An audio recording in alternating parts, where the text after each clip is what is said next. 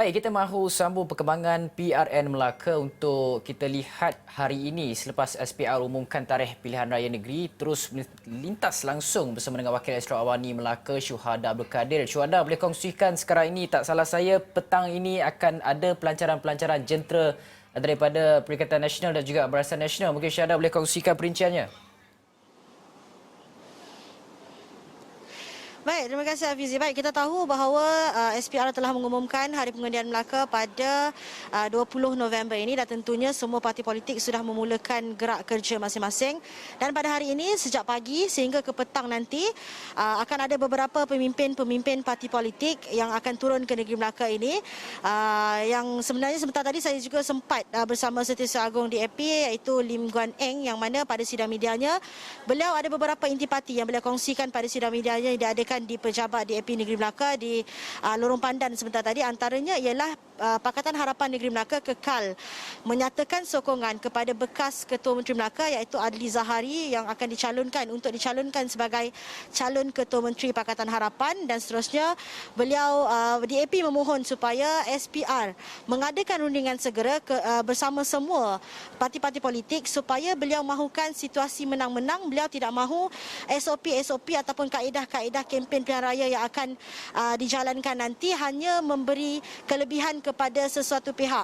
Yang paling menarik sekali adalah apabila DAP bertegas memaklumkan bahawa mereka tidak mahu bekas Adun Pengkalan Batu Datuk Nur Hizam Hassan Bakti yang sebelum ini pada pilihan raya umum lalu beliau menang atas tiket DAP sebelum mengisytiharkan bebas dan menyatakan sokongan kepada kerajaan UMNO ketika itu. DAP tidak mahu Nur Hizam sekali lagi dicalonkan pada pilihan raya ini. Bagaimanapun Lim Guan Eng tidak menyatakan lanjut sama ada DAP sahaja, sama ada pendirian itu adalah pendirian DAP sahaja atau pendirian Pakatan Harapan, yang mana katanya beliau bagaimanapun apabila ditanya adakah perkara itu akan diusulkan kepada Majlis Presiden Pakatan Harapan, katanya perkara itu akan dibawa dalam masa terdekat. Dan apabila kami ajukan bahawa sekiranya Nur Hizam tidak bersama DAP pada PRN kali ini, sekiranya beliau bersama PKR ataupun Amanah ataupun parti-parti komponen lain di bawah Pakatan Harapan itu, beliau kata perkara itu hanya akan diputuskan pada Majlis Presiden dan tidak mungkin saya boleh kongsikan antara perkara-perkara lain ataupun program-program lain yang akan berlangsung di Melaka pada petang ini, pada jam 3 petang ini, Datuk Seri Ahmad Zahid Hamidi, Presiden UMNO akan mengadakan pelancaran jentera Barisan Nasional di kediaman Pengerusi Badan Pembangunan UMNO Negeri Melaka, Datuk Seri Abdul Rauf Yusof di Masjid Tanah, dan seterusnya akan Perikatan Nasional juga akan mengadakan pelancaran bahan-bahan kempen pilihan raya di Hotel MRTC. Antara yang terhadir saya difahamkan ialah Setiausaha Agong Perikatan Nasional sendiri iaitu Datuk Seri Ahmad Hamzah, Setiausaha Agong PAS Datuk Seri Taqiyuddin Hassan, Presiden Parti Gerakan sendiri iaitu Datuk Dominic Lau, dan juga Menteri Besar Terengganu Datuk Seri Dr. Ahmad Samsuri. Hafizi. Dan Syuhada, dalam masa yang sama juga kita ingin lihat sebenarnya walaupun tarikh-tarikh mengundi, berkempen dan sebagainya telah pun dikeluarkan oleh SPR, ada tak sebarang kedengaran maklumat berkaitan dengan SOP yang jelas daripada SPR yang mungkin perlu diumumkan sekarang ini kerana masa itu semakin hampir kepada permulaan PRN Melaka itu sendiri dan sudah pasti rakyat Melaka tertanya-tanya apakah SOP dan bagaimana mereka mahu menghadiri pengundian nanti?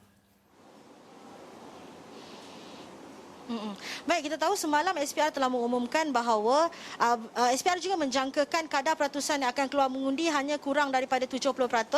Peratusan sasaran itu lebih rendah daripada pilihan-pilihan raya sebelum ini, dan berdasarkan reaksi beberapa pemimpin parti politik yang saya dan Faris Azman dapatkan semalam dan juga hari ini, rata-rata pemimpin politik dan juga parti-parti politik mahukan SOP yang segera oleh SPR untuk umumkan segera, muktamadkan segera, kerana kita tahu pilihan raya negeri ini akan diadakan dalam suasana norma baharu dan mereka tidak mahu gelombang baru seperti apa yang pernah berlaku pada PRN Sabah itu kembali berulang di negeri Melaka ini.